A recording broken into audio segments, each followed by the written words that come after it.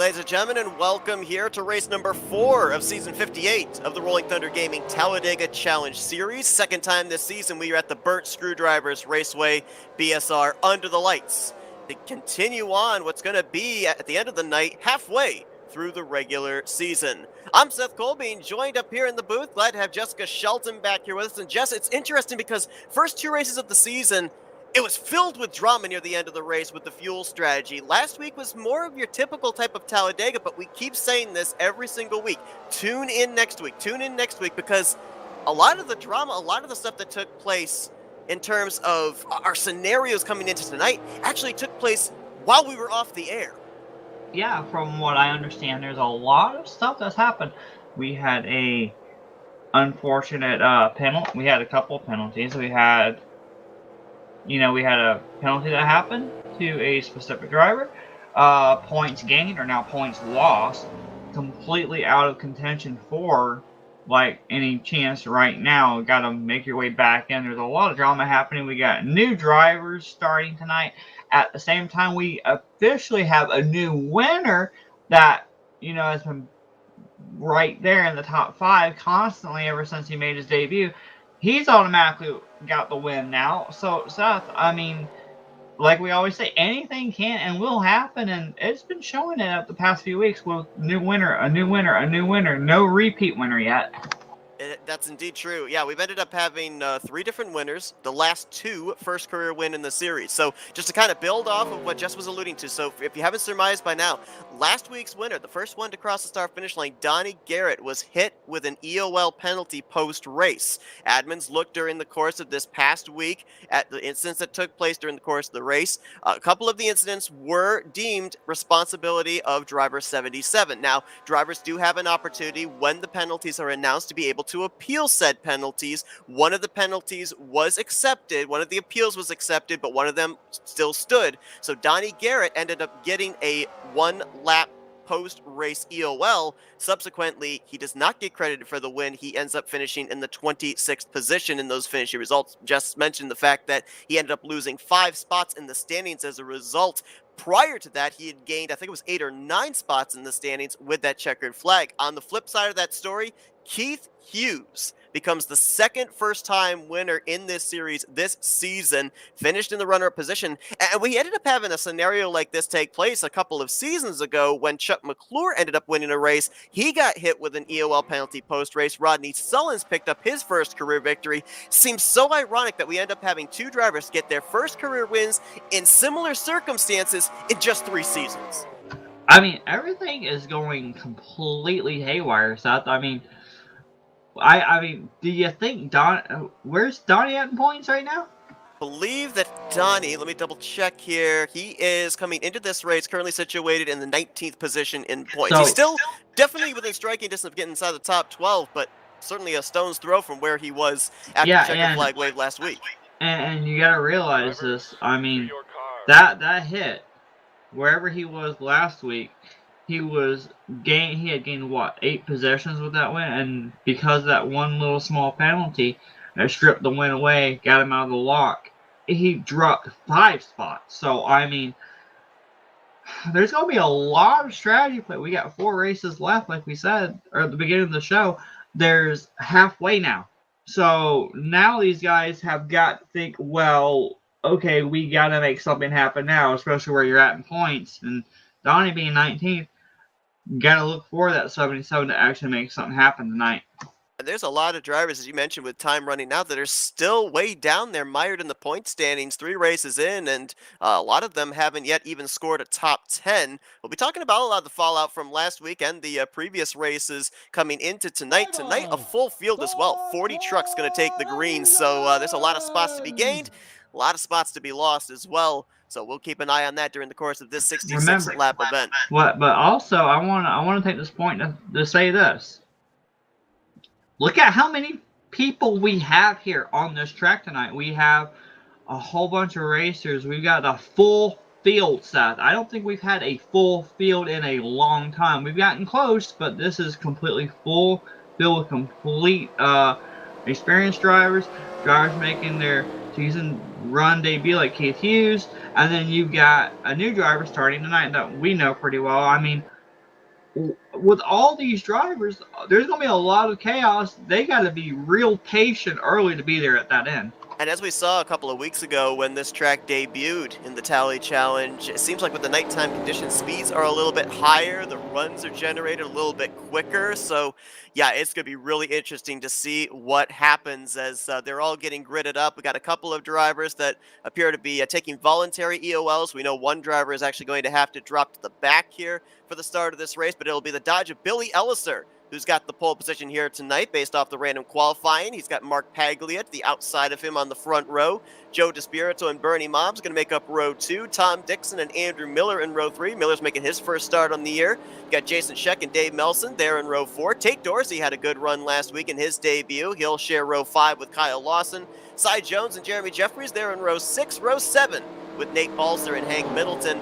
Tim Knopsker, he's in row 8 with Ken Roberts. Row 9 finds Bob Sire and Grant Wesley, and then completing the top 20 are Bob Dixon and JT Mayhew. Bobby Farrell, Ronnie Sullins, they're back in row 11. Row 12 with Jeff Crivello and Brian Schilling. Row 13 is Josh Metallic and Donnie Garrett, Greg Palmer and Wayne Pripnow.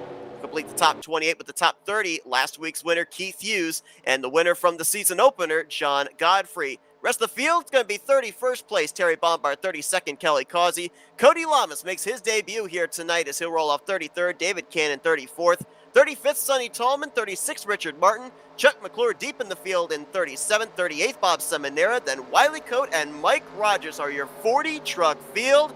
Here we go, rack 'em up, green flag in the flagman's hands, and we are underway here tonight from BSR Raceway.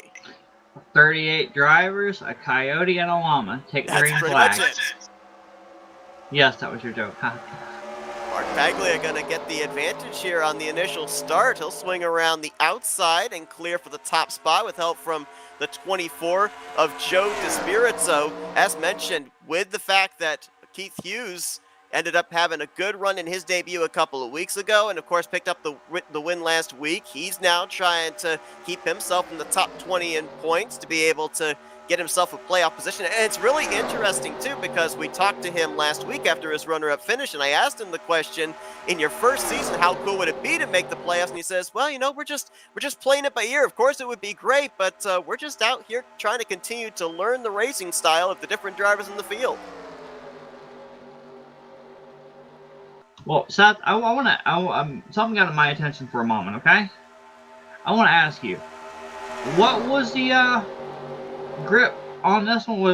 Where do we see the moves made? The high side, or was it the bottom? It's really interesting, yeah, because the middle line is still the preferred line, but it seems like, in difference to Talladega that we were at last week, and of course we'll be going to next week, it seems like the inside line is able to get more momentum and move to the front. I mean, you see there in the case of the 26 of Billy Elliser, he's going to pull right up there to the driver's side door of the 24, and he'll maintain it off the corner. It seems like there's a lot more grip on the inside line here at BSR than there is at Talladega. I'm watching this high side though. You got Seminara, Bombard, and I'm trying to see who that is. Is that Mike Rogers up there? They're all up at that high side, and they're actually making it work up there. Seminara's gained a few spots since the drop with the green flag. Donnie went to the bottom here. Made a couple of spots up as well. I mean, I'm trying to. It looks like that high side is really starting to go now. It really is. Who's that that's up there leading that? It's Brian Schilling's number 4 is, ooh, look at that little slice and dice for the 24 of Joe DeSpirito. Showed the nose on Mark Paglia, and Paglia will slam the door going into turn 3, and more drivers move up there to the top. Then Ken Roberts just joined that. Grant Wesley, Tim Knopsker is now leading that line, and you're right, they are coming in a hurry.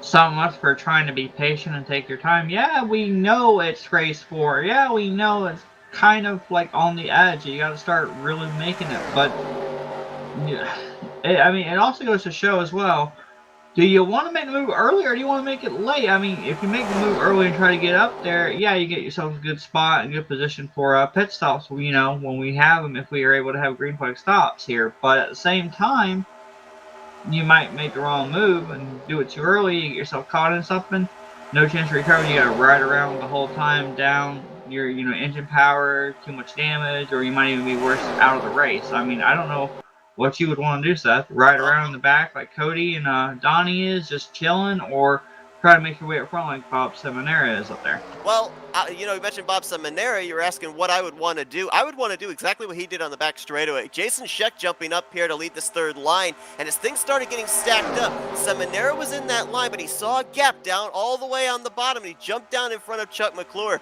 That's exactly what I would have done in that situation, because things were looking really sketchy at the front. They still are, as now DeSpirito's going to get put in the middle 3 wide. Scheck way up on the top side. Elwesser on the inside. There's a lot of drivers making some aggressive moves here, and a number of them actually started towards the back. We mentioned the fact that these drivers have the talent. They may not get the lucky draw in qualifying, but they can find some fast trucks, and they can get up and get that track position they lost in Q within the first 3 to 5 laps of the race. And Keith Hughes back here in the 82, right? He is the 82, isn't he? Keith Correct. Hughes? Now he's back here with Donnie, and remember, I remember listening to it on the interview post-race. Donnie and Keith, they look out for each other. They try to work with each other, and it looks like that's what they've been doing this whole time. As Donnie was behind him, now Keith moves to the middle, and Donnie's going to the bottom, trying to get lined up in position. They're battling right now with Crivello and Tom Dixon back here. I think this is around the 36th, 35th position, but they're trying to make something work. I don't think they're riding around for their entertainment. I think they're trying to find a spot to go. You got a couple of other drivers. One, Tate Dorsey back there at the rear of the field. He actually was scheduled to roll off from, I believe it was the 9th position, and saw when they rolled off of pit road, he actually took the voluntary EOL to the back. He has since just kind of been riding back there. And we also mentioned Cody Lamas making his debut tonight. You see the bright yellow number 48 back there. He's just riding around here as well. How can you not see that bright yellow? That's a good point. It's almost kind of like the Grant Wesley truck, right? We know wherever he is in the field, that neon yellow just stands out, and Tim Nofsker with the neon yellow this season as well.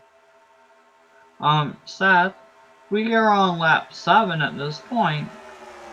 What has the trend been for issues lately? It's been around this area, usually between laps 6 to 8, maybe as far as 9 or 10. We've usually had something happen. Somebody was on the apron back there. I think that might have been Bob Dixon through 3 and 4. I believe the last time we were here, we actually had more green. I don't mean to be like saying anything negative about Talladega. I'm just saying last time we were here, I think we had more green flag racing, didn't we? For a while before we had the caution. I think we did, and that's what actually led to that kind of zany timed caution that ended up getting Doug Hewlick that victory when he was coming off pit lane at the time the caution flew, getting him first one back to the pace truck to pick up his first career win. Is Doug Hewlick here? No, I do not believe he is in the field. Greg Palmer in the middle 3 wide here. A little bit of a pinch, and you got Seminary kind of moving up, going behind Kelly Collins behind John Godfrey. DeSpirito trying to find his way in line, and he will get in line in front of the 38 machine of Ronnie Solon. So back 2 by 2 all the way back, Seth. Good to see the 44 of Jason Scheck out in front in this one. We documented a couple of weeks ago that I believe it was the last time we were here at BSR. He had just come off of the concussion he had. He was here. He was logging some laps. We saw him do the same last week at Talladega, but he didn't really just look all that competitive. It looked like he was just out there trying to get points. Here tonight, though, it looks like the old Jason Scheck is back, leading this field over Nofsker and Grant Wesley. And there are a couple of drivers coming tonight. I mentioned that they're not in trouble, but they're certainly not in the point situation they would like to be nearing halfway through the regular season. And Tim Nofsker is one of those drivers. Coming into tonight, Tim finds himself currently mired down 23rd in the point standings. He, along with Mark Paglia and Chuck McClure and Ken Roberts, they're all outside of the top 20 in the point standings. And it's not really been just because the fact that they haven't had good trucks. It's been the fact that luck just hasn't seemed to go their way. Yeah, it's just like you would expect. I don't mean any harm by saying this, so forgive me if anyone feels upset or offended by what I'm about to say. You always see certain people up near the front here at this series that have been able to figure everything out when it comes to a tally. Oh, Seth, stack up back here. Palmer. They all moved up really high. They moved up really high, and they kind of got stacked up for a moment. Anyway, you get people like you got, that have become really accustomed and figuring out where they need to be at the right spot at the right time and whatnot. You got Grant Wesley, Jeremy Jeffries, Rodney Solons is one. You get my point. You got a lot of names, and we finally saw a good run from Bob Seminara last week, who's had a lot of issues, and I don't mean to jinx him here. And he finally got that one good run, and hopefully that's sparked something for him to actually start going now and have that consistent run going. And we got other people like Grant Wesley, who's hit or miss so far this season. Didn't he have a good run? What was it, 2 weeks ago? I think it was, yeah, the last time we were here. Yeah, and then you got people like Novsker. Novsker is running right now second place. You remember how he had a really dominant machine in that one race, and then it just boom, gone. Well, I believe if I remember correctly, it was here 2 weeks ago. He was battling for the lead. Yeah. We thought it was going to be for the lead because Heulick was on pit road, but he and I think it was Despirito got together off of turn 4, lost a ton of positions and a lot of points as a result, but they were up inside the top 5 prior to the caution flying. It's like all these big names, it's like there's a little bit of a curse or a jinx going on so far this season, Seth, and for all we know, we could see a lot of new contenders battling for this championship that we would never see. And right now, we've got what? We've got Heulick, we've got Hughes, we've got Godfrey right now. I don't know if that's all correct. I think that's the 3, right? That's the 3, yep. Yeah, I mean, those 3 are already kind of locked in here. I mean, what else can you do?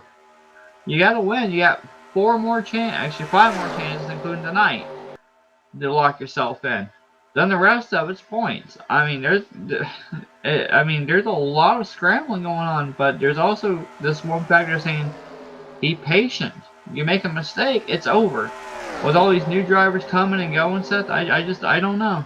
Yeah, and it's going to be interesting, too, to see when we eventually get to the end of the regular season just how many drivers we have in the playoffs. Because we know 12 drivers are guaranteed to get in on points, but so far, 3 races, 3 different drivers have gone to victory lane. There's no guarantee down the home stretch that they're going to stay inside the top 12 in points. They've just got to stay above 20th in the standings cut line for their wins to count. So, we could have upwards of 14, 15, maybe 16 drivers that make the playoffs, which I believe to date would be the biggest playoff field in Tally Challenge history.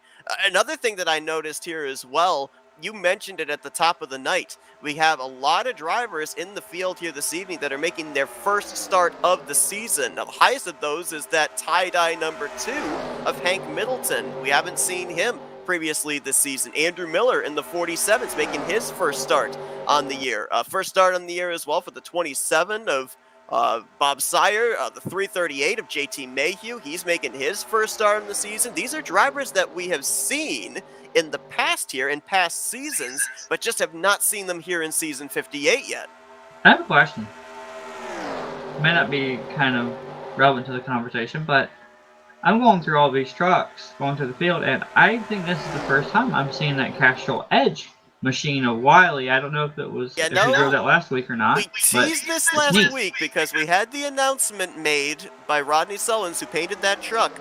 He had made a car. Whoa, that was close. Came right down in front of the 26 Philadelphia. I thought it was going to be right there, Seth.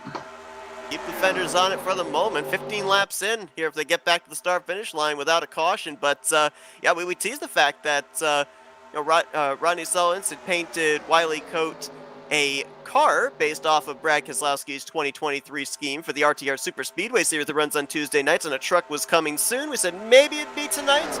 It's tonight. Right now, that number 5 truck is currently holding down the 20th position. Looks really good, too, so props to the painter. And wow. Did you see that? That's in front of Bobby Farrell right there? Palmer and Dixon got really close there. There were a couple of trucks I saw migrate way high there off of turn 2 as they were trying to avoid something. Look at that bottom pushes up slightly, and everyone's trying to get to that bottom. If you notice, there's kind of opening, there's give and take right now. And I reckon it's because we're going to have a little bit of a strategy of, several laps to go before we start thinking about pit stops now. Yeah, I mean, we ended up seeing the 088, the 88, the 55, top 3 all go from the middle to the inside line to get around Jason Scheck. Now, that was like obviously, Tom I think, Dixon to go says to the he's lead. but I think also to have that easier access when the eventual green flag pit stops come around. Yep, and like I said, it shows that Tom Dixon said that he was pitting this lap. And I don't know there he if he is. is. But also, with everyone running the way they are, you gotta be careful about slowing down and trying to get on pit road, because we've seen a lot of incidents happen trying to come on pit road, people slowing down, migrating left and right, and you know, there's a lot of things that can go wrong in one little split second, especially when you're going at 50-something miles an hour or something. There comes We the got second some group pitters. here. I was going to say, I thought we were going to have a group come down because I saw on the inside line a lot of drivers giving some space there through 3 and 4. The 1 and the 2, first and second down on pit road with this group. Jeffries and Middleton. Rodney Sullins is in. Bob Dixon, David Cannon. There's Demar in the John Deere colors. Kyle Lawson. Oh, we had a truck around. That was Wiley Coates. I don't know if he made contact with Cy Jones, maybe. Seminara's in this lap as well. Coates going to get that truck turned back around, obviously off the racing surface, so no caution will fly, and we'll wait and see if a second pack will come down pit road this time. I was actually banking him coming around lap 19 coming in, Seth. Yeah, seems a little early, right? Yeah, it does. Here comes the third group. At least a dozen drivers in this one, maybe more. Despirito, Novsker, I think, came in. We were 3 wide there with Schilling, Despirito, and Metallic. They all made it on safely. Sonny Tallman. Cody. That's another driver you can add to the list that's making his first race of the season here tonight. Former driver in previous seasons, but making his season debut tonight. Cody, Paglia, Elliser, Bernie's in, Spirito. So we got about 14 drivers that are still yet to come to pit road, and 14 truck is leading the way crib now. Yeah, if you look at this whole group here with Godfrey, Palmer, Mayhew, Kelly Causey, they're all in that hugging that bottom. They're coming in, and sorry, Bombard. Andrew Miller was a little wide there. Oh, he got there. I was wondering if Terry was behind it. He gained Kelly Causey got hit from behind, and they're spinning. There's a couple spinning. John Godfrey and Nate Balser have gotten together. Godfrey's going to get the worst of that as he's facing the wrong way. Oh, look out. Wiley Coat in the 5. A lot of time going to be lost on that machine. I don't know if the 5 truck, if he missed his pit stall and had to come back in, or based off of the spin, if he ended up getting hit for speeding on pit road. My telemetry is not showing him getting a black flag. Where is, there he is. All right, I'll go check real quick. All right, yeah, I'm not seeing a black flag penalty for the 5 truck, so I'm going to assume that maybe he missed his stall. Actually, I believe that's exactly what might have happened, because he was 41st on the grid, so he would have had a pit stall very early on, and we got a spinner. Oh, look out! Oh my gosh, Jeremy Jeffries just got hooked off the nose of another truck, slid in between drivers coming off of pit lane. Oh my goodness, how that wasn't a caution, I don't know. He's still going, but that was maybe one of the craziest saves I've ever seen at Talladega. Well, this isn't even Talladega, at BSR in this series. Yeah, that, oh my goodness. To we go need back a new pair of to, shorts for the pace truck driver, though. To go back to what we were looking at with Wiley Coat, so when he was coming in pit road, Godfrey was already sideways, and while Coat was coming in, he kind of went low to try to make sure he didn't hit Godfrey. Godfrey was backing up in that process, and the back of Godfrey's tail hit the side of Coat, knocking him kind of like squeezing him against the pit wall. So. I can only assume that Coat was coming back down pit road after he got spun, and more than likely spun past his pit stall. So that's a tough break for driver number 5, who at this point is the only driver 1 lap down. I'm still trying to catch my breath. I'm trying to figure out what happened, because I went back to look at Wiley, so I don't know what happened, Seth. I'm sorry. I don't know exactly who the truck was that was behind it. Maybe it was Jason Scheck, but I was so focused on the 1 truck. Got hooked through the tri-oval, got sent down towards pit road exit, slid between 2 trucks that were coming off of pit lane. I think he high-fived the pace truck driver as he slid on by, didn't hit the inside wall, came back up the track, and merged with the drivers that were coming off of pit lane, and we still are green at this point in time. That's, yeah, I keep saying it. Tune in every week. You never know what you're going to see. That was a first for me. I've never seen something like that before. Yeah, I mean, we're always getting surprised up here. You blink and you miss it, like you said. Hey, what was going on with Wiley? I went to go look at Wiley. What happens when I turned away for just one moment to do that and recapture what happened with Wiley? Boom, there's another incident. Like, come on. Well, we only got 2 people up here. And only one camera to be able to focus on stuff, unfortunately. We need like one of those drone cams that can like cover everything aerially or something.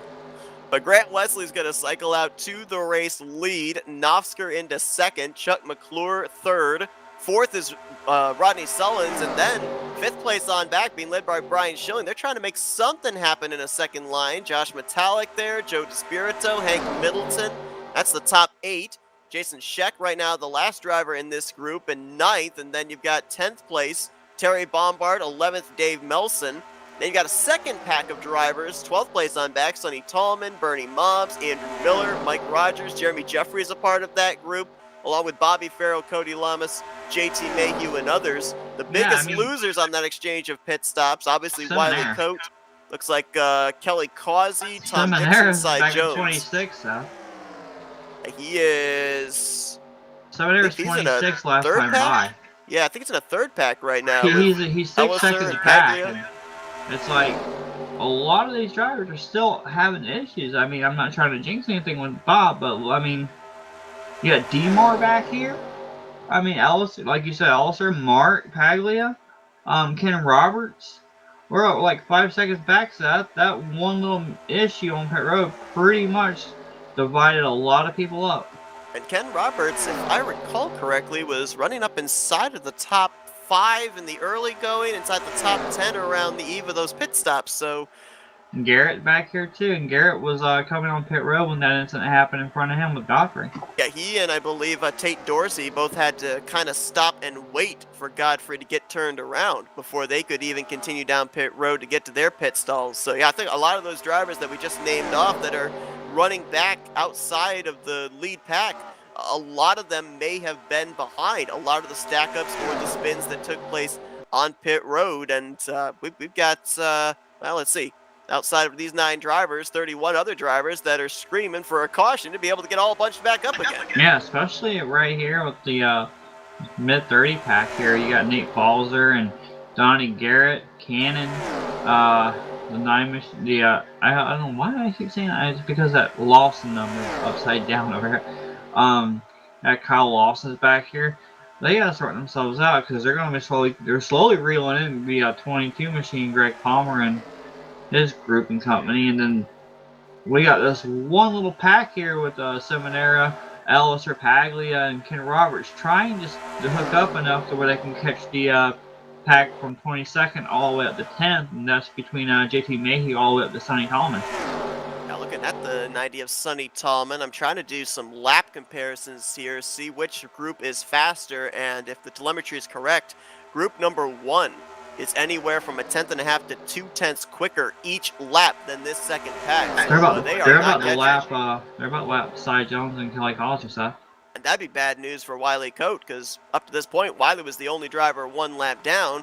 If the 00 and the 7 get lapped, those 2 would be in the free pass position should we get a yellow. Yep, and remember RTG rules, you get 2 cars with a lucky dog, which is a small reprieve than the 1 driver getting it, so there's that battle within the battle now.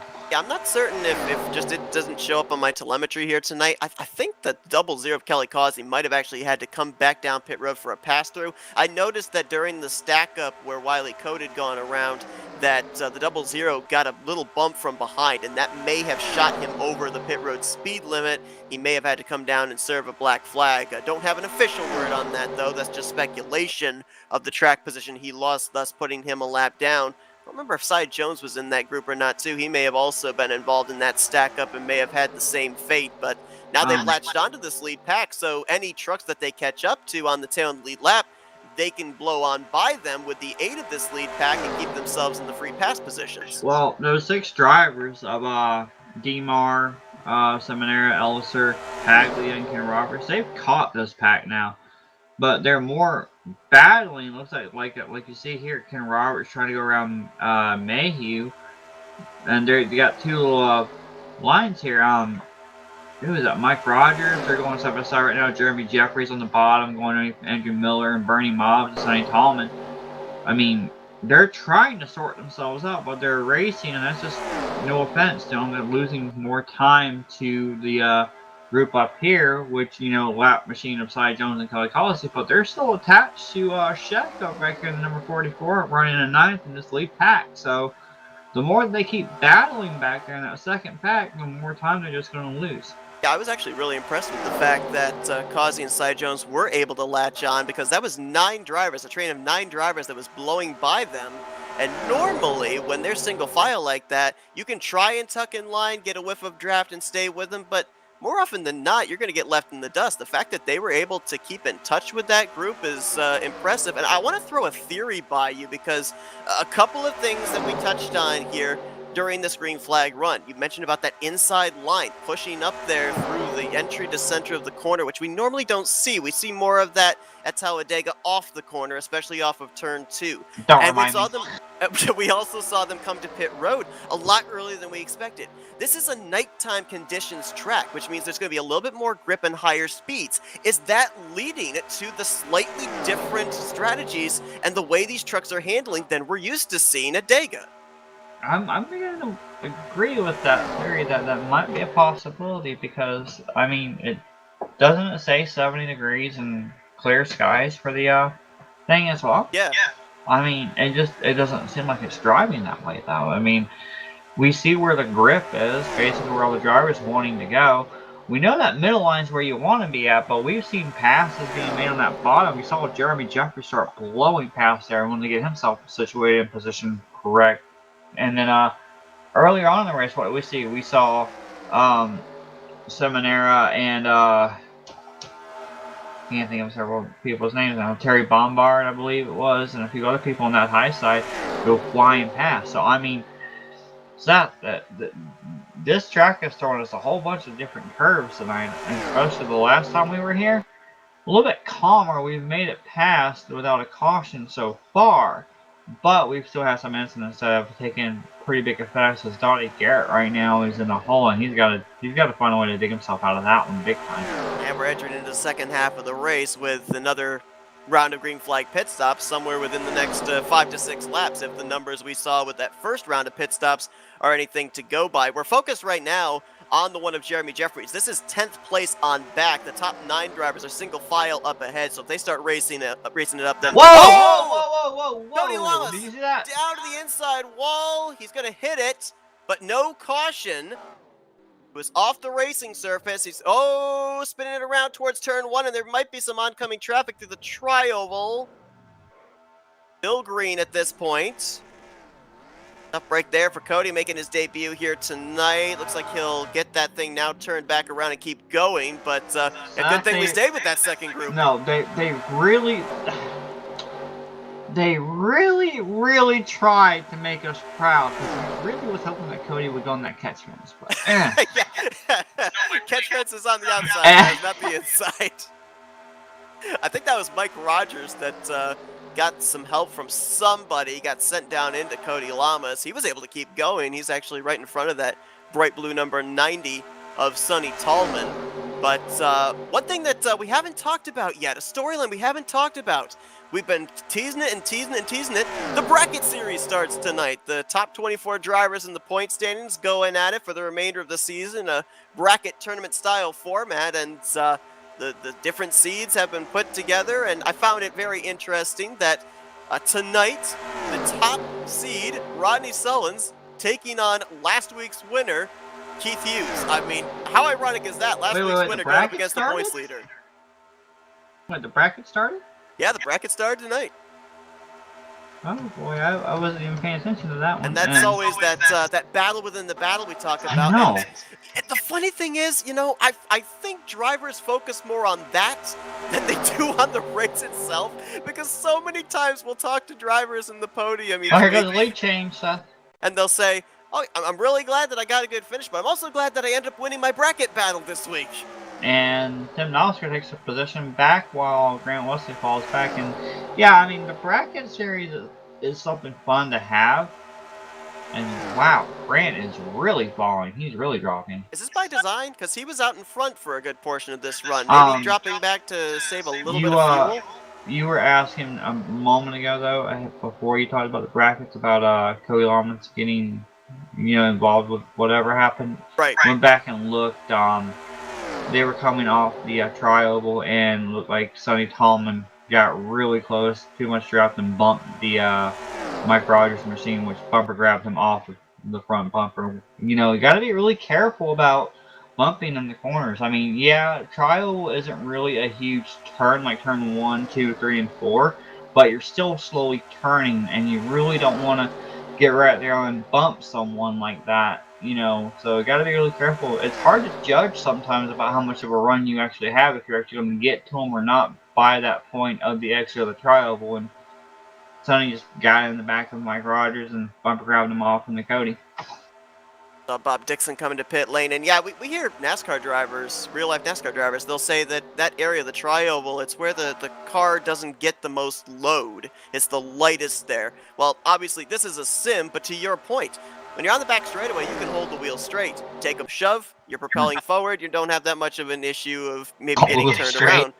But you say hold the wheel straight, and I'll tell you from personal experience, when you're on the back stretch, you're holding your wheel a little bit to the side stuff. It's not perfect. Okay, well, as straight as don't sit there and tell me. Don't sit there and tell me you've never been on the back stretch and your vehicle does not want to pull. I mean, that's true. Is that Rodney Sullivan's coming to pit road? Yeah, yep. It's a couple of drivers. There's another one coming down with him, Cy Jones in the 7 truck. David Cannon also in the 003.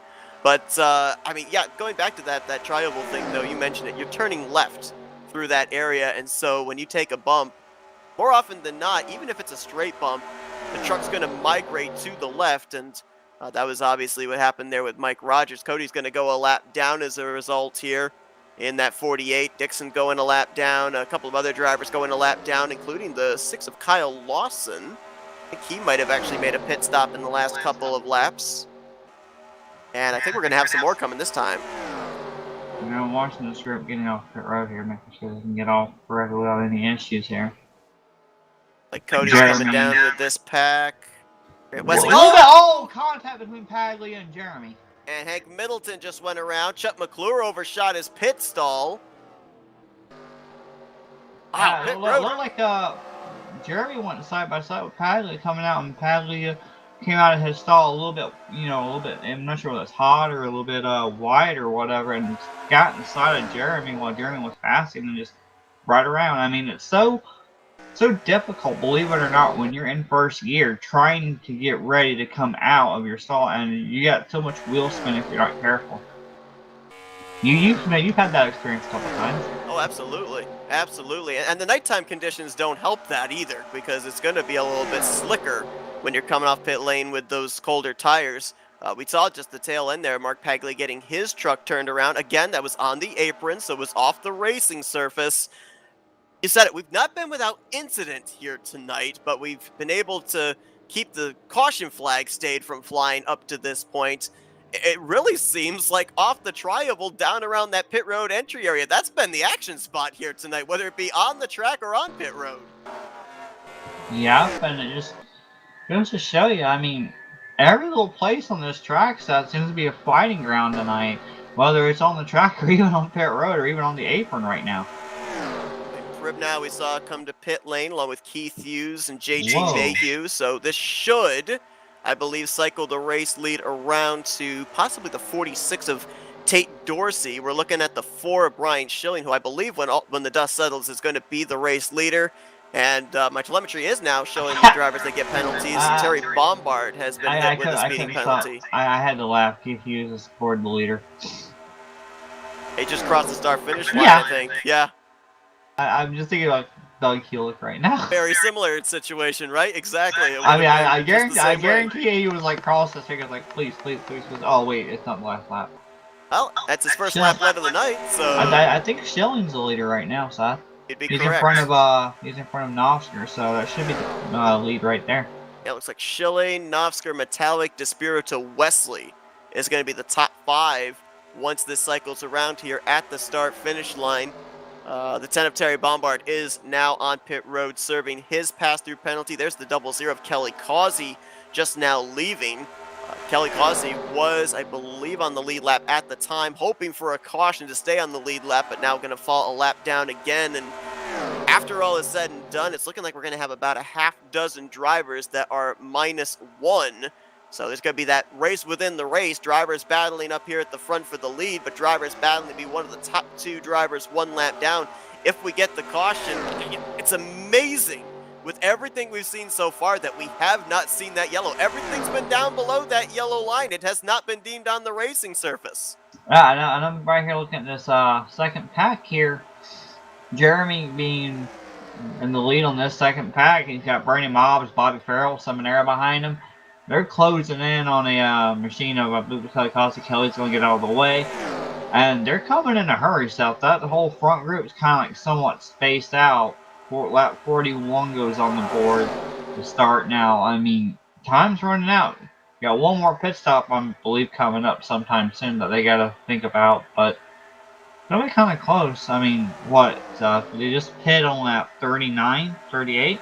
It'd be, what, about 8, 9 laps away from the finish for that final pit stop, I think. Yeah, they got to figure out, because when it comes to pitting here, we all know that 2 cans of fuel, right, will take the max, right? If you're talking about 9 laps, that's roughly 1 can. But the question is, are they going to save enough to go a can, or are they going to have to stretch it to go a can and a half? Exactly. And we had a number of drivers come down pit road a little earlier than others, so they would have that question even more so about whether they'd have to take that extra half a can on or not. Drivers that came to pit road later, they might be safe to go with just a can, but with the field as spread out as it is, there may be some drivers that went with that strategy that didn't merge with anybody else. Look at Grant. Yeah.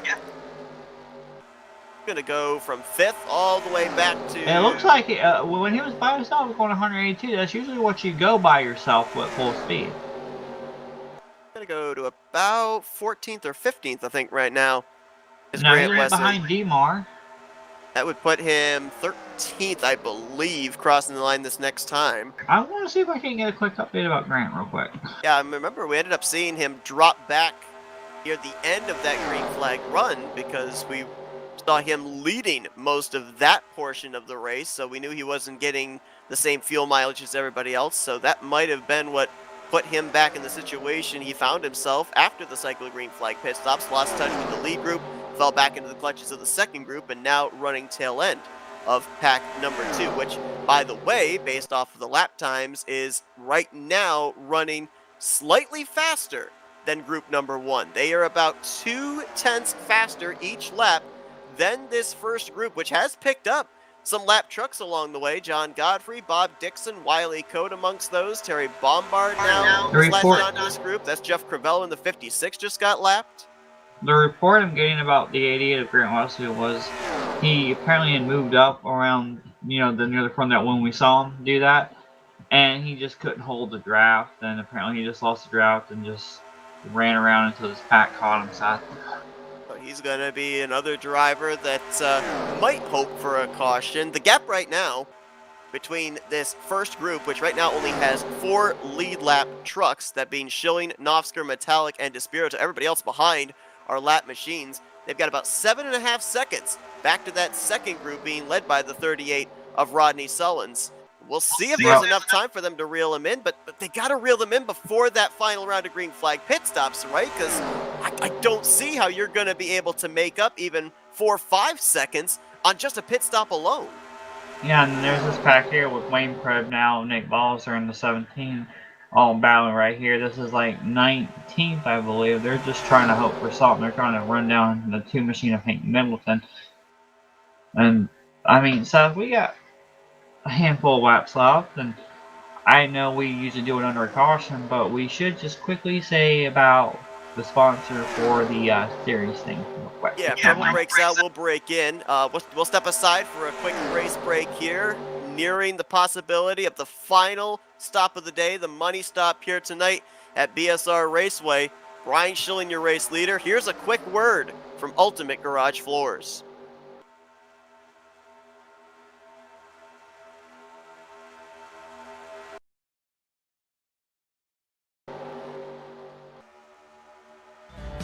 following presentation of the Rolling Thunder Gaming Talladega Challenge Series on the Flatout Racing Network is brought to you by Ultimate Garage Floors. Ultimate Garage Floors is very active in the garage remodeling community, staying current with the latest technologies and custom configurations so that we can bring you the highest quality installations. As a Northern Virginia Exposy flooring installer, we focus on garages and commercial flooring to perfect our craft and bring you high results. In a space that gets as much wear and tear as your garage, you want to be able to trust that the cabinets and flooring we install are ready to withstand against high traffic and regular use. That is why we include a lifetime warranty with our services so that you know we stand behind the quality of our work. To get started with a free consultation, call us at 540-931-9006 or visit us on the web at ultimategaragefloorsva.net. That's ultimategaragefloorsva.net.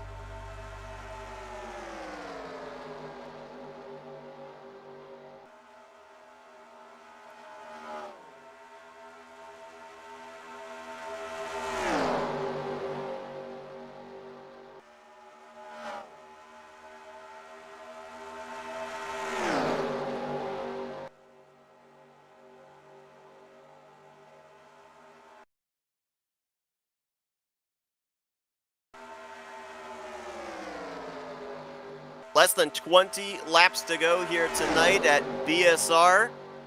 Brian Schilling showing the way. The field has gotten majorly split up after we've had 2 rounds of green flag pit stops. We've had a couple of incidents on pit road entry, pit road exit, through the exit of the tri-oval, but everything has been deemed below the racing surface. So all the flagman's had to do tonight is wave the green flag to start this race. He's been basically a spectator as we are for these 48 laps as we are nearing that money stop on pit road. Ooh, got a little bit of connection problems for the 4th place driver, Joe DeSpirito. You're looking at the top 4 at the front of this pack. They are the elite lap cars. The drivers behind them are all lap machines. The 711 of John Godfrey, the 143 of Bob Dixon, 5th and 6th in this line, right now in the free pass positions, the lucky dog spots, should we get a caution. The other drivers behind them are trying to move their way into a lucky dog position. And this top 4, this quartet, they've got over 8.5 seconds between themselves and 5th place Rodney Sullins, who's leading pack number 2. We've already seen pit road, whether it be pit road entry, whether it be getting caught with a speeding penalty, or even on pit road exit. Jeremy Jeffries and Mark Paglia made some contact off of pit road on that last pit stop. Pit road has been treacherous for drivers here tonight, and with a checkered flag potentially on the line, they're going to have to make sure they execute the pit stop absolutely perfect this time, because it could be a difference maker into whether they're going to victory lane or not. We've had so far the streak of 3 different drivers going to victory lane. The drivers up inside of our top 4 right now have not gone to victory lane yet this season, so we may go 4 for 4.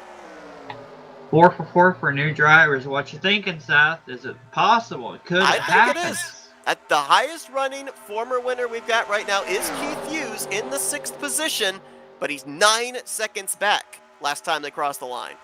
All right, so I'm going to put you on the spot because I can. 51 out of 66 laps have been completed. When do you pit?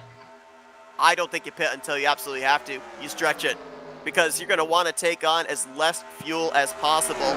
But also, there's the possibility that maybe a caution will come out and save you. You don't want the risk to go a lap down. That's what I was going to say. If you pit early, there's always that one option that, hey, you pit early, you can make it the rest of the way, and you get to stay out, but you still on the lead lap. Everyone else has to pit. Guess where you're at? You're in the front now. Yeah, but here's the thing, though. This field is super spread out. I mean, I don't necessarily think the second pack, which right now is about 9 to 10 seconds back, if they pit, I think they could come out ahead of the race leaders. But I'm looking at some of these drivers back there like Chuck McClure, Wayne Pribnow, Sonny Tallman. They're 19 to 20 seconds back. Well, the good thing road now, there's no doubt in my mind, they're losing a lap. The good thing that Schilling, Knobsker, Metallic, and the Spirito have for them is they've got a whole group of lap cars behind them that are pretty well up to pace with them. Yeah, they are, and they're allowing this lead group to keep pace, if not exceed the speed that second pack is carrying. So, yeah, kind of unlikely alliances here, but it's definitely working out for the top four. Now, the one thing I'm wondering here, you brought up the question of when do you pit. I'm looking at the 39 Josh Metallic, the 24 Joe DeSpirito. They've been able to kind of run mid-portion of this pack. They've been able to save the most fuel. Schilling has led this group the entirety of this run. So he's going to be one of the earliest to pit road. But do Metallic and DeSpirito come to pit lane along with the 4 and the 08 on the same lap? Do they maybe come a lap later? That's where the gamesmanship might take place.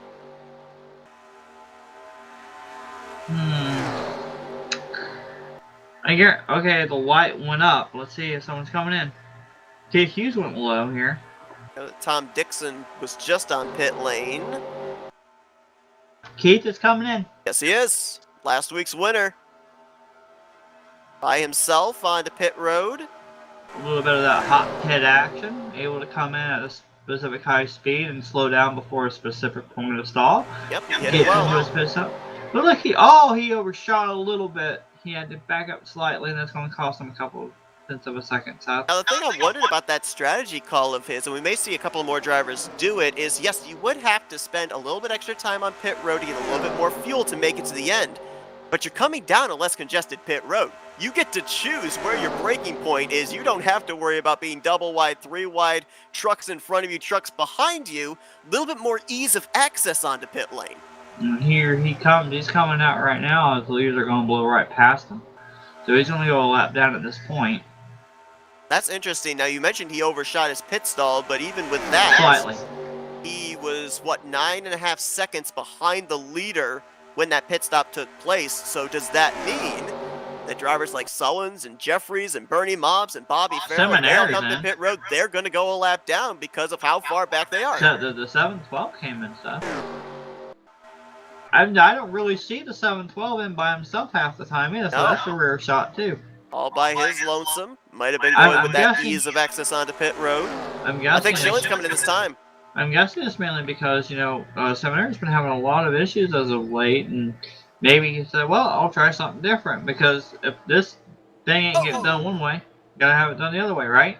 Yep, Wiley Coate locked up those rear brakes, and he's going to get the pit wall, but looks like everybody got through him. Boom! Right in the back of Bernie Mobbs. Hopefully that didn't give Bernie a black flag. 92 of Bobby Farrell, Rodney Sullins as well. Jeremy Jeffries in the 1, all coming to pit road with the top 4 that all hit pit lane. That turns the race lead over, I believe, to JT Mayhew in the 338. That's his first lap led here tonight. There's not been that many lap leaders this evening. Brian Schilling's led 16. 14 for Wesley, 10 for Tim Nofsker. Beck has led 6. 3 laps led so far for Mark Paglia, 2 for Wayne Pribnow, and then JT Mayhew just led his first lap. Keith Hughes has led a lap. There's a gap. As Joe DeSpirito. There's a gap in front of Wesley, from Wesley to Lawson, so I don't know if that's going to be too much of a gap here for that 88 machine or not, because he's got Bobby Farrell and Bernie Mobbs right behind him. I mean, Lawson's got Dixon, but also David Cannon. There's a huge gap to Terry, and then that's where Schilling is in front of them. So, I mean, then you got these 3 battling here, Metallic and Oscar and DeSpirito. They're trying to figure out who's going to get the lead out of this. Like they may have lost touch with another driver. Who would that have been? That would have been Brian Schilling. What happened to the 4 truck? Yeah, he's back there. Like I was saying, he was back there. There was a big gap back there. It was like they're spread out pretty badly. Not certain if maybe he had a miscue, maybe getting into his pit stall. It looked like the top 4 coming to pit lane, that they were all good. Nobody got into each other. Not seeing him having served a penalty or anything like that, so that's a tough break for the 4, as, to your point, Josh Metallic should cycle out as the race leader. We are waiting on a couple of drivers to hit pit road. JT Mayhew, Wayne Pribnow. Looks like they're trying to stretch it as far as they can before they eventually will have to throw in the towel and come to pit lane. A little bit of trying to three-wide catch that action quick yellow. between Jeremy and Andrew Miller here, really tight. And Jeremy's coming to pit road. Oh, no, that's not Jeremy. Who's that? No. Whoa, whoa. Oh, it's Dave Melson. What driver are you looking at? Oh, it's Dave Melson. Okay, Melson had not been to pit road yet, nor had Jason Scheck. I did not have them on my list of drivers that were yet to pit. There's Pribnow in the 14 just now leaving. You okay? I'm okay. I just couldn't tell who the truck was. Hey, Dorsey just now leaving pit lane. Dorsey fell a couple of laps down. Right now, gotta wait for everything to cycle around, but I'm showing 23 drivers on the lead lap at this point in time. However, it was a 40 truck field to start this race, and all 40 trucks are still running, and at least to my knowledge, are pretty much up to speed. How? I don't know. I do not know. We've had spins, we've had saves, we haven't had anything that's been detrimental enough to take a driver out of the race. Kelly calls it. I'm not sure if Kelly's heading. Yeah, he's coming into his pit stop. So it looks like right here, these might be the three to settle this out for the victory. Josh Metallic, Tim Nofsker, Joe DeSpirito. Of those three coming into tonight, DeSpirito is the highest in points, third in the standings. He was only 3 points out of the points lead coming into tonight. Josh Metallic was tied for 11th in points, 30 points out of the points lead, and we already documented about Nofsker earlier on tonight, his point situation, 23rd in points. You know, last week we ended up seeing the first good finish of the year for Bob Seminara. That propelled him up through the point standings. The same thing's going to happen here tonight with that 088 if he's able to hold the spot, or even if he's able to get that extra spot and get the victory. Well, Seminara right now, though, is currently being shown in 10th behind the one machine of Jeremy Jeffries in 9th. They gained a couple spots when Andrew Miller had to back up without running over JT Mayhew in the Chips Ahoy machine. I believe it was a Chips Ahoy machine. But this front pack here, Ken Roberts, barely with a little gap, trying to reel in the 31 machine of Bernie Mobbs. Bernie, a little bit of a gap to him and Bobby Farrell here. I don't know, Seth. It seems like this is going to be a 3-truck horse race, but we know for a fact that something can happen. I mean, it has happened, but we're closing in on that point of no return for the caution. That's the thing, right? If we end up getting to the completion of lap 62, we've got almost a dozen and a half drivers right now that are off the lead lap, so we know we would get that extra lap of pacing, and the race could very likely end under caution conditions. Coming up on a lap machine? Yeah, it's Dave Melson. That's a tough break there for Dave Melson. He right now is the last truck on the lead lap now, going to be the first truck. Well, I don't even know if it'll be the first truck one lap down. Billy Elliser and Mike Rogers might bypass him for the lucky dog spots, but Dave had a great run last week, not the performance he was looking for here tonight. I mean, here's the interesting thing. Billy Elliser and Mike Rogers are the X Factors. They are up to speed. They are lap machines. They are battling, hoping for a caution to come out. But if we end up getting to a point where there is no caution that will save them and get them back on the lead lap, which I think we're at now, how much politicking is going on right now to Joe DeSpirito saying, hey, if I jump to the top, come with me. I need numbers. I need a pusher. Hey, I do want to point out real quick, while we still got a few laps left, what about the bracket series? Well, there's a lot of names. I'm not sure if I can keep track of all of who is where. I can tell you right now, at least for the top 3, that Joe DeSpirito, he would eliminate out Keith Hughes. Wait, what? Whoa. Okay, I just found a flaw in the bracket series, apparently. Really? Keith Hughes is taking on Rodney Summons and Joe DeSpirito tonight, according to the bracket. Wow, we'll have to figure out they're doing triple threat standards here. That one's gonna have to get figured out. So I don't know necessarily who Joe DeSpirito is displacing in tonight's race if he ends up finishing where he is. Nofsker, I believe, was not inside the top 24, so he's not even in the bracket series. And Josh Metallic was taking on Dave Melson here tonight, and Melson, as we know, has fallen a lap down 3 to go here at the line. We've said We'll we've have seen to- a little bit of we'll have everything to- here tonight, or not here tonight, but this season, Jess. We've yet to see a completely green flag race. We might be having that tonight. I was gonna say we'll have to wait till next race to go through all the brackets and see who's advanced and whatnot. I'm not certain who that driver is that was the second Keith Hughes on the bracket there. I don't know who that was. We'll figure something out later. Anyway, It'll get updated, yeah. Anyway, for the second pack here, Seth, being led by Terry Bombard, I mean, there's a few lap machines here in front of the elite lap machines here back here. And now there goes the Spirit up near the front, trying to make something happen on Tim Knobsker. I just don't know if he's going to have the numbers with him. He's going to it didn't look like Billy Elliser jumped down there at all with him, nor did Mike Rogers, nor did Dave Melson. Now Melson's going to the inside. That would actually be for a position. Remember the race within the race, the 26, the 011, the 038, I believe the 44. They are actually all battling for positions right now inside of the top 20. Do you see how much Joe lost when he did that? Is he backing up to him? Maybe trying to get a run? Or is the 088 just latched onto the back bumper of the 39 right now? There goes a bottom run here. Dave Melson, does Despirito jump down there with him? Dave's trying to pick up the 19th spot from Billy Elliser, the pole sitter. 24, he got a run coming. Where's he going to go with it? White flag's going to be in the air this time. Metallic, Knopfler, Despirito, all former winners of the series, but looking for their first win of season 58. Joe's underneath Knopfler. He's going to have help with Elliser now, but Knopfler's right there on the back of that 39 machine. Where does Mike Rogers go? Right now, he would be the third truck.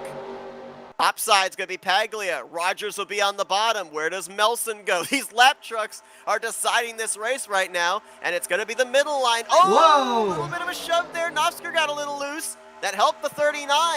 He'll stay with the middle. He won't block the bottom. Paglia went way up high out of the way. Big gap back there to the Dave Melson machine between him and Knopfler. So now the bottom has numbers, but one corner. Oh, well, Mike Rogers goes up to the top, Seth. Dave Melson down low. That's a battle for position, but and that's to what's the going to line, do it right here. It's going to be Josh Metallic picking up the victory here tonight. First of the season, and I'll have to double check my speculation, but I believe it's his first win since he won the finale that got him the championship, which I believe was back in season 55. I'll have to double check on that. But I think that's the last time he went to victory lane. We mentioned the fact that John Godfrey, that won the season opener, ended a long winless streak. It's been a bit of a winless streak for driver 39. But that bright green and yellow Geico Chevy Silverado, it's going back to victory lane, and we extend it 4 for 4 in Drift drivers going to victory lane this season.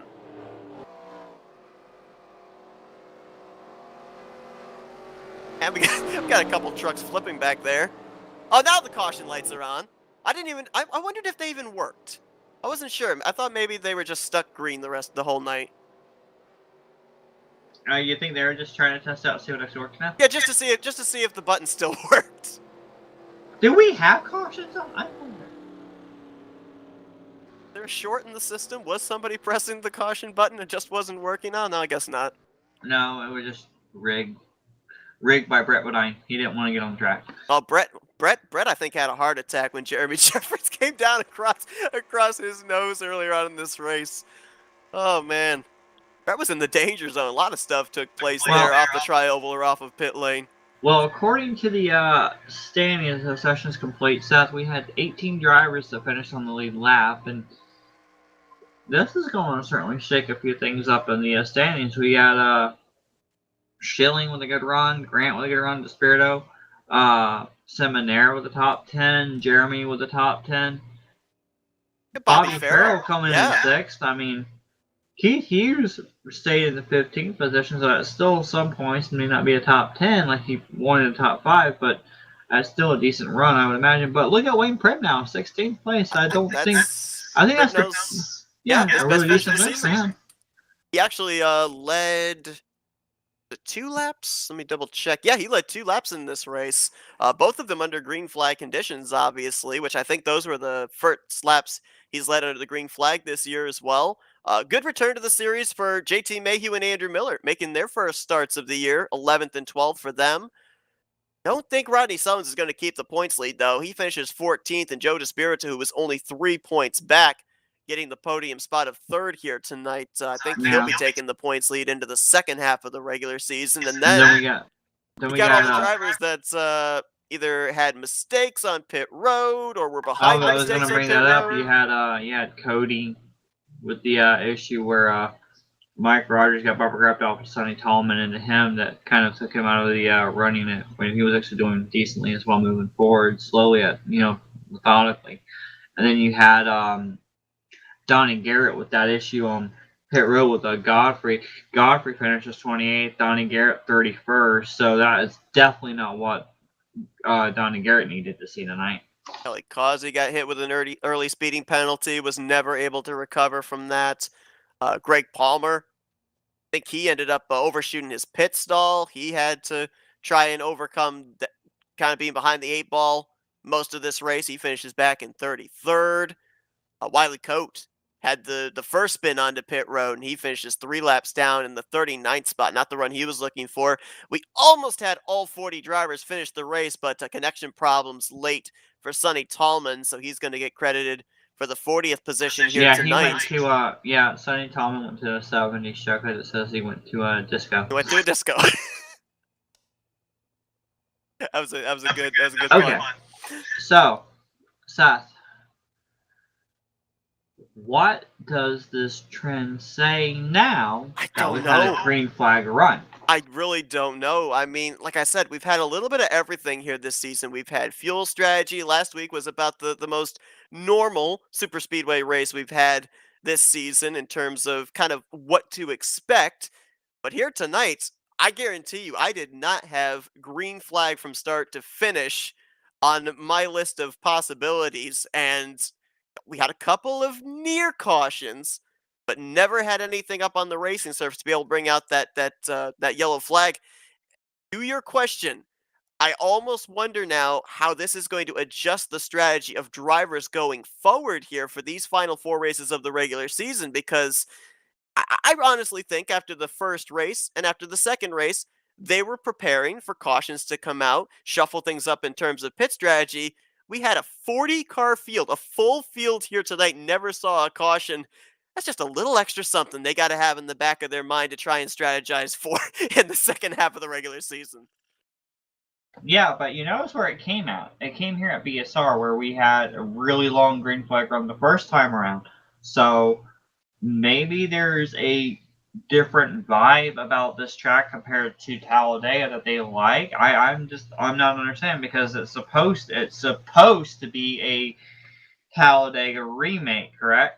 Right. Every way, shape, form possible, except that the walls look different, and it's at night. But you and I have been on this track. I think you've been on V2. I've been on V2 and V3.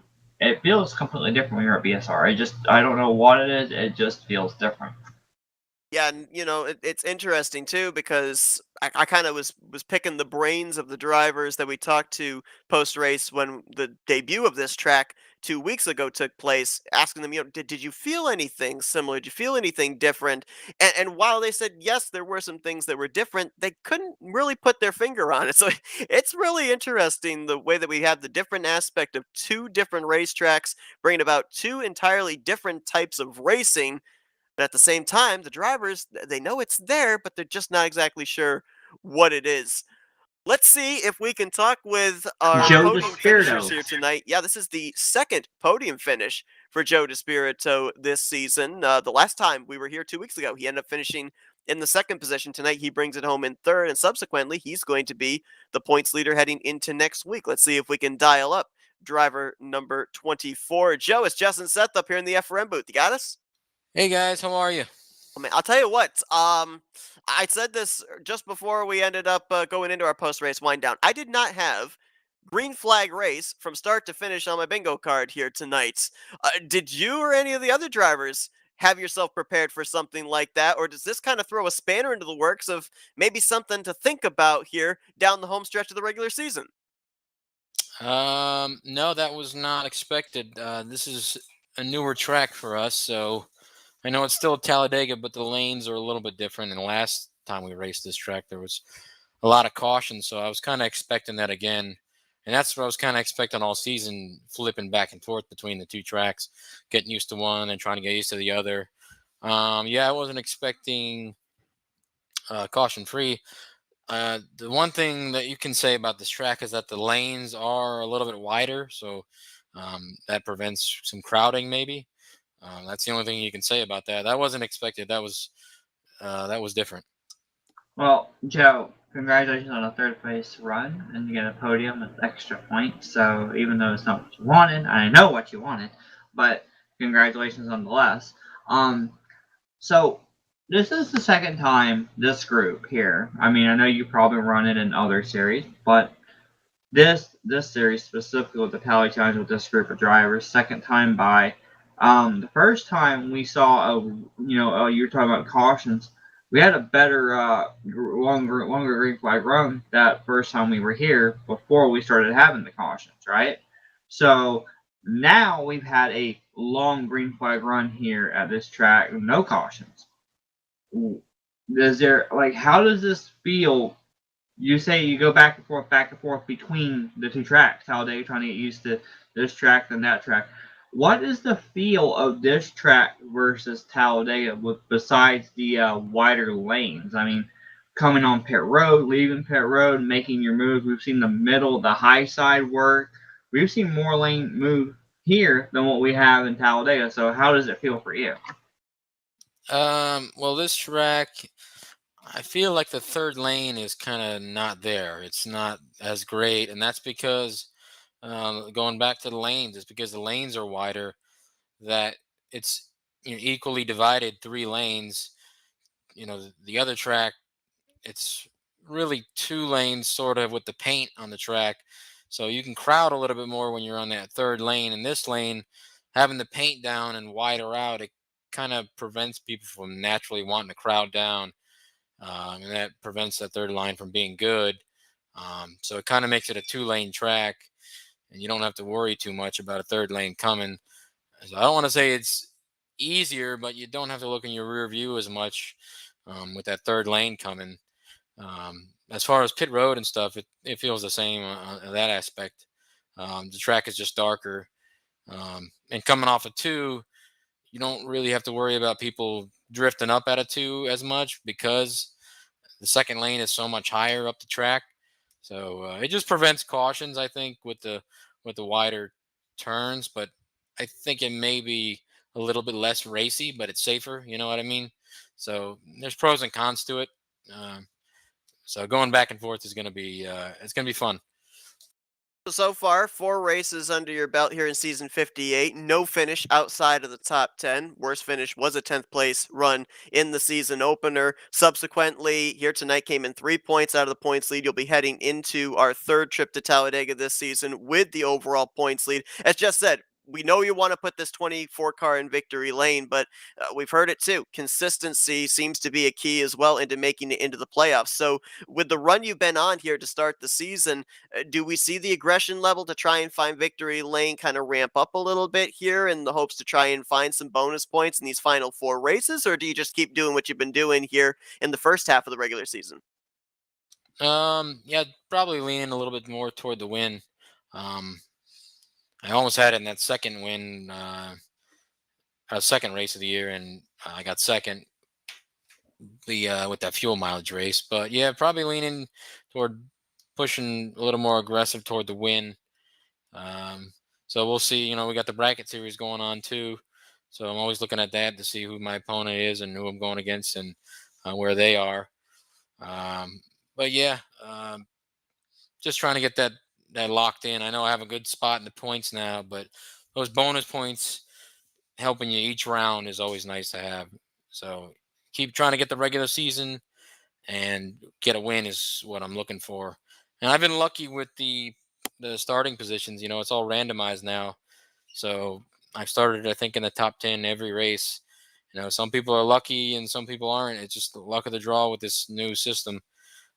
So that's been a big help to me too. So we'll see how it goes. Well, we're looking forward to seeing what happens here down this home stretch. A lot of storylines here in the first half of the regular season. We feel it's just going to continue to build here as we get closer to playoff time. But congratulations on a great run, Joe. Before we let you go, we'll give the opportunity for some thank you sponsors and shoutouts.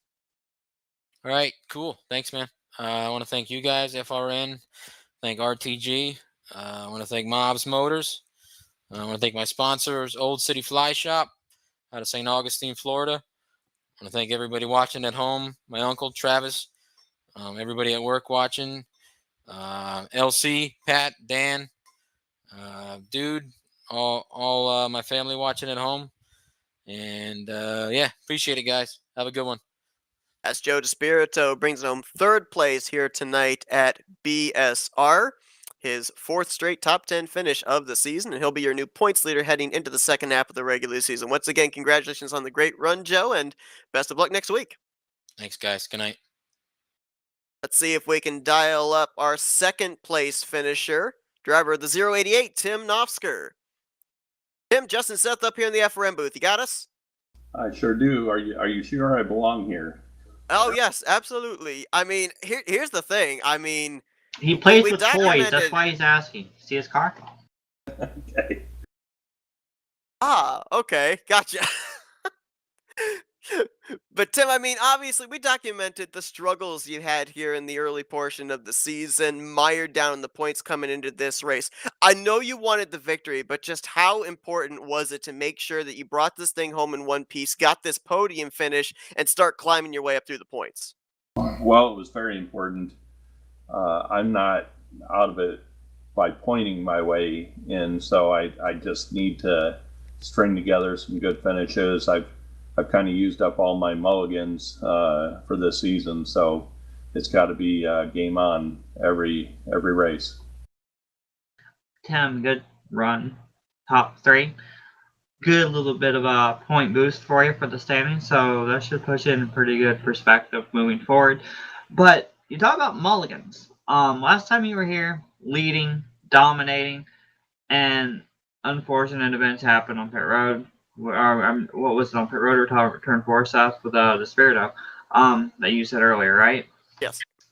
I mean, you had that happen last time when you were here. Now, how does it feel to come back and, I mean, even though you didn't win, kind of get some redemption after that? I mean, does that make you feel more confident moving forward that maybe your luck's changed and the consistent finishes are starting to come around now? Well, I'm never short of confidence, but yeah, that's a big boost. Just run a smart race. Once I got up, I worked real well with Grant. We drafted well together. Chuck was with me for a while there.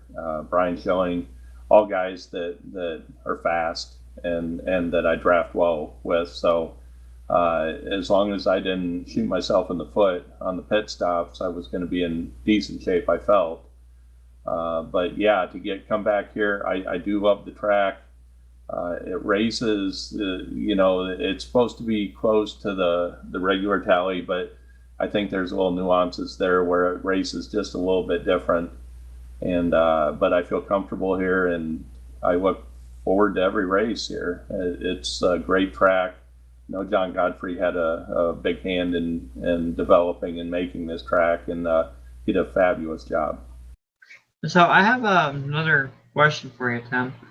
I haven't really had a chance to ask you. Obviously, this is only the second time we've been here. You were dominating the first race here, and then it happened. You were pretty much up front. When you got up front, you were pretty much the main staple, the top 5, no matter what, really.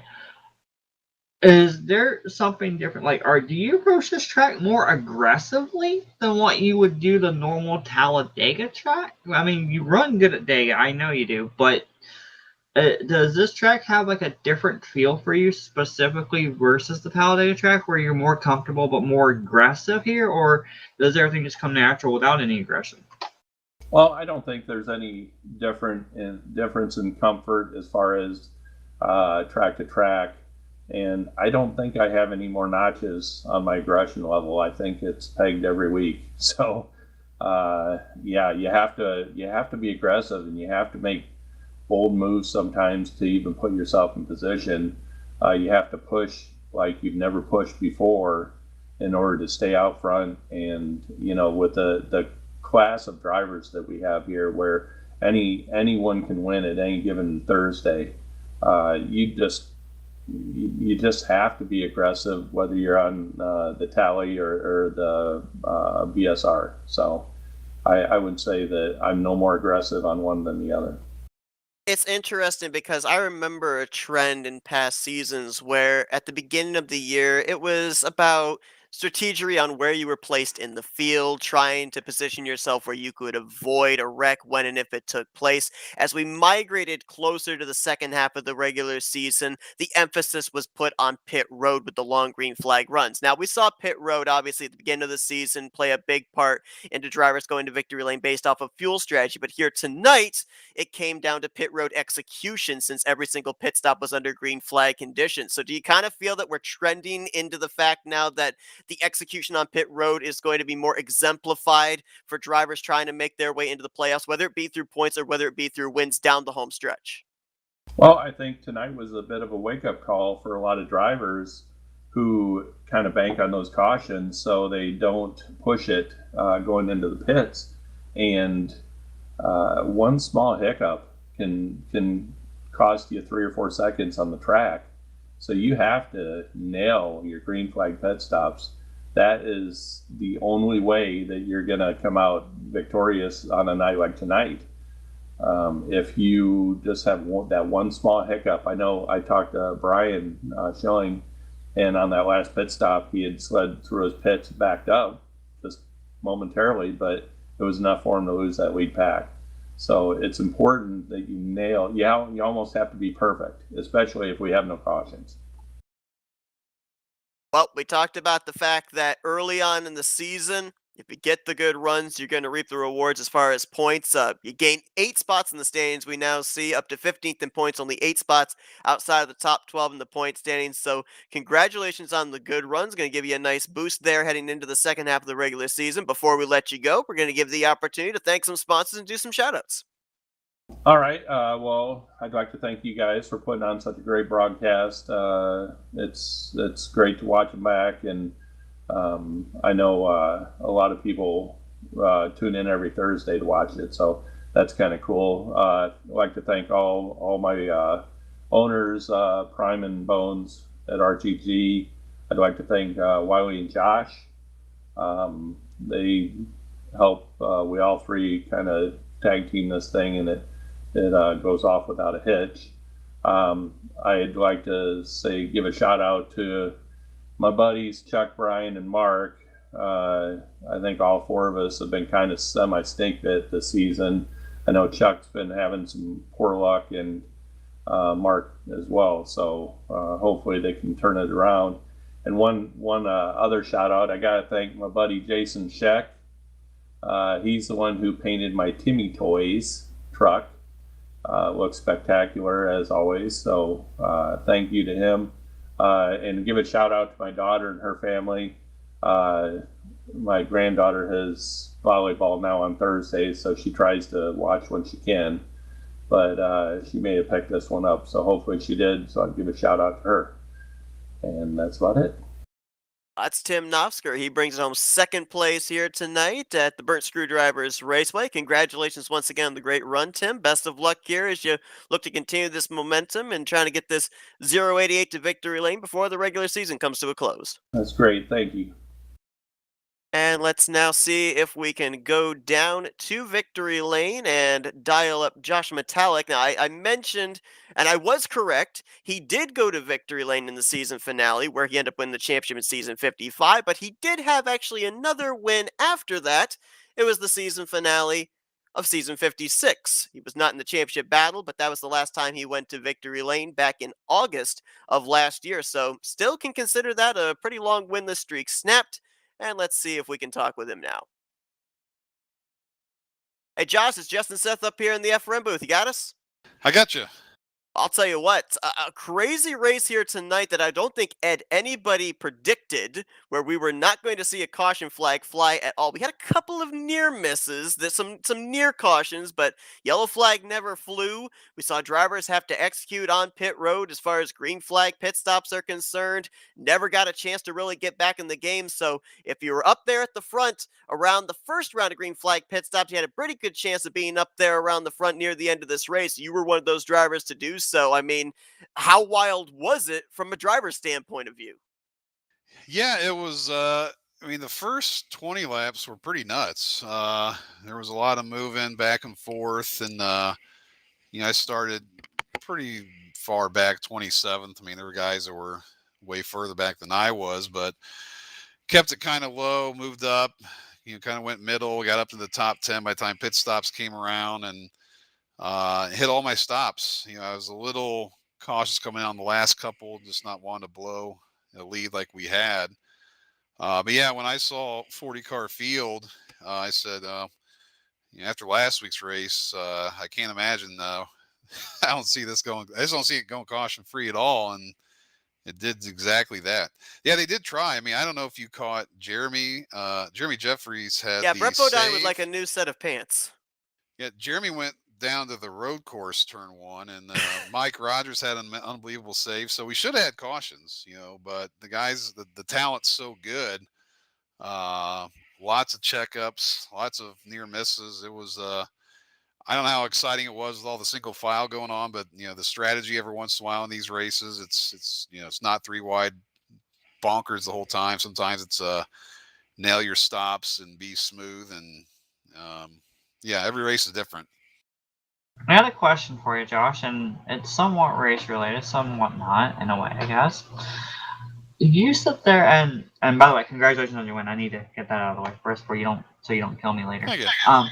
So you sit here and you race, you enjoy yourself, you're having a good time, and doing all this stuff, happy, racing and all. But at the same time, you are the admin of the series. You are the head admin for the Talladega Challenge Series. How difficult is it on you to try to focus on being up front to win a race, at the same time still have to listen to everything else going on and make admin decisions and admin calls while it's still green flag or under caution, and not lose your mind? Like, how do you prioritize yourself knowing that you're actually technically doing double duty and still able to come away with good finishes, let alone a win? Yeah, I don't know is the answer. um, no, it all depends on the situation. Like tonight, there was it I mean, came 40 down car in the field, end. Josh. 40 car field. No, I know. It's well, it was chaos beforehand because we're sitting there trying to count. We got reds in the server, red names, and we're like, do we have enough room? Do we have to do knockout qualifying? So we were scrambling at before the race, figuring out if we had enough room for everybody. And it's crazy sometimes when it's like that, and then yellow flag, under caution, you got people telling you what happened. This guy needs, whatever it was, and then you're trying to figure out lucky dogs. And so during the race, it's calmer, especially tonight. I mean, it was down to, I think 3 of us were left in the lead group, so you didn't have 15 people trying to talk strategy, and you could just focus when it's just you and a couple guys fighting for it. But yeah, it's chaos. You got all these people trying to communicate stuff, and then you're still trying to drive or not speed on pit road or what have you. But it's fun. It's crazy, but it's a lot of fun. And we have a lot of help too. A lot of good admins, Tim and Wiley and such. So with winning tonight, Josh, you get a bonus where you get to answer the default question that I've asked every single winner so far this season. We've already talked about the fact that the playoff field has been extended to the top 12 in the point standings. Any drivers with wins inside the top 20 in points get locked in as well. And we've also got a new format as far as the schedule for the playoffs. 6 playoff races, 3 rounds, 2 races each. How important is it here tonight to take the load off of your mind, off your shoulders, knowing that you just got to stay above that 20th and stays cut line with this victory here tonight, going forward into the second half of the regular season? Yeah, it's a good thing to fall back on.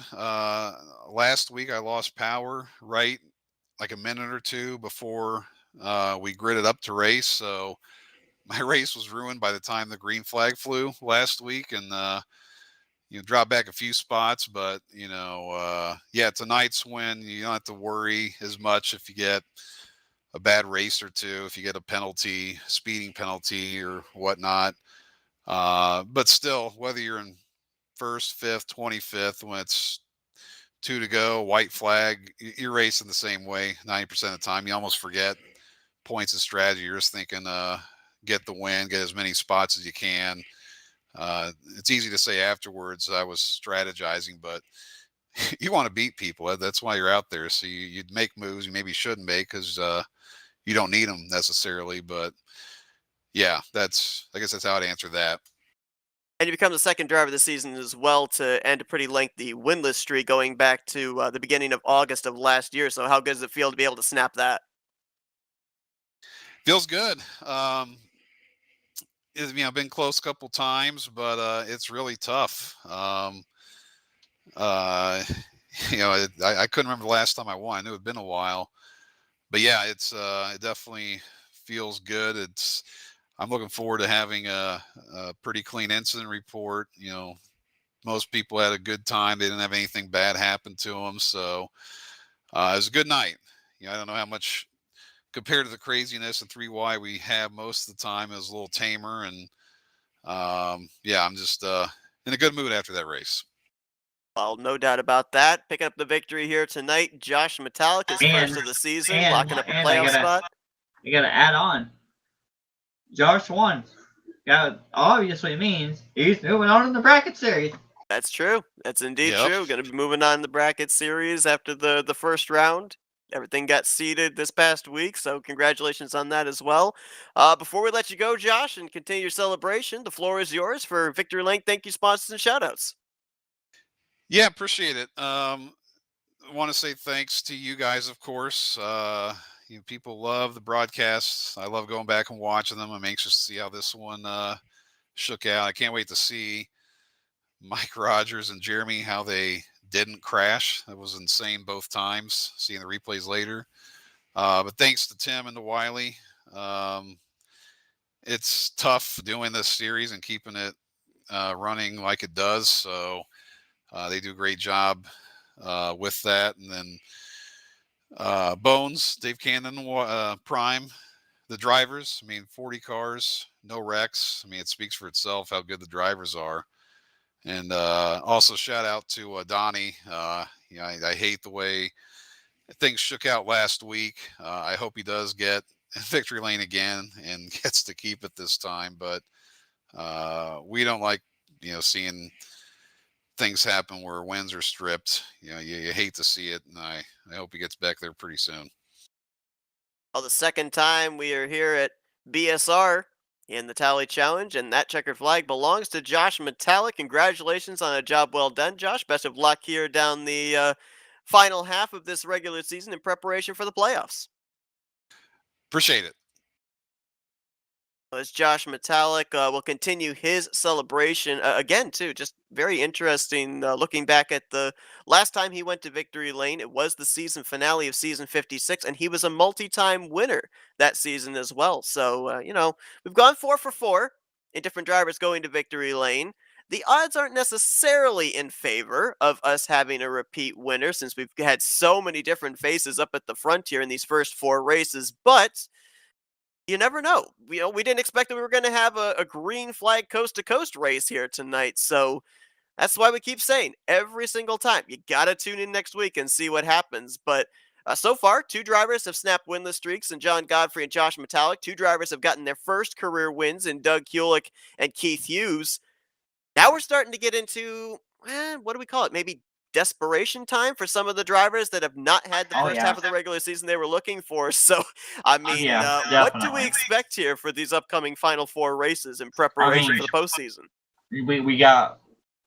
Question is, are we going to get another green flag run? like this I because don't I mean, know. if we get another green flag run where we get no cautions, then obviously there's a good chance that the incidents will be taking place on pit road stuff because of how hectic and how that position matters constantly. You have people trying to come down the hot pit to try to gain as much spots as possible, trying to position themselves before the pit stop and after the pit stop. And then you got the whole idea of, hey, yeah, how many races we got left? Exactly. How much time do we got left? Exactly. And right now, the person that's really hurting, the one that is in a bad situation, we're at 17.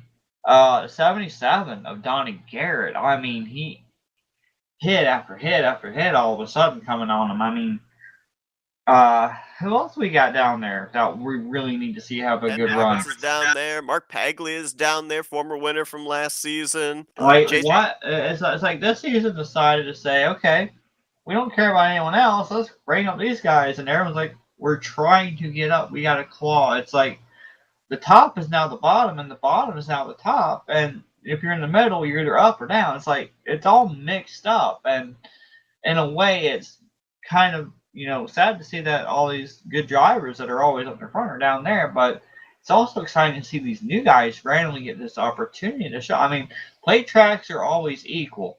Anyone can really win as long as they mind their P's and Q's and position themselves right? But exactly. at the same time, yeah, these new drivers. I mean, it's exciting, Seth, to see 3 drivers that we rarely ever see, up there. Godfrey gets a win, Hewlett gets a win, and Hughes gets a win. This is like rare. And then all of a sudden, here comes the big bad Josh Metallic coming back, grabbing a win, saying, "Hey, I might have not won in a while, but I'm still part of this." And he's back in the hunt now, and only 4 more races, Seth. I mean, who knows?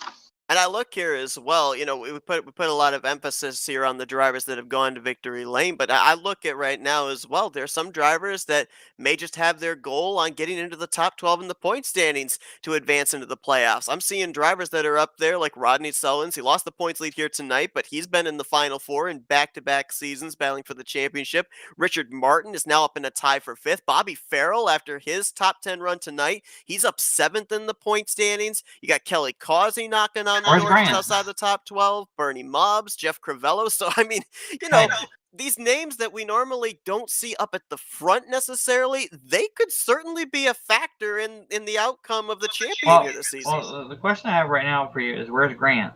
Grant is right now 9th in points. Where was he before? 11th. He was in a tie for 11th. So he's slowly clawing his way back up as well. And the reason why I focused on Grant was we saw it. We saw him miss several races and come back and randomly dominate out of nowhere. Even though there's only 4 races left, there's still that one race that can lock you in. And then, like you said, if you're consistent enough to be in the top 12, you may not have to win. You may be able to get in on points, and then you can just take it to everyone on the playoffs itself. So it can happen still.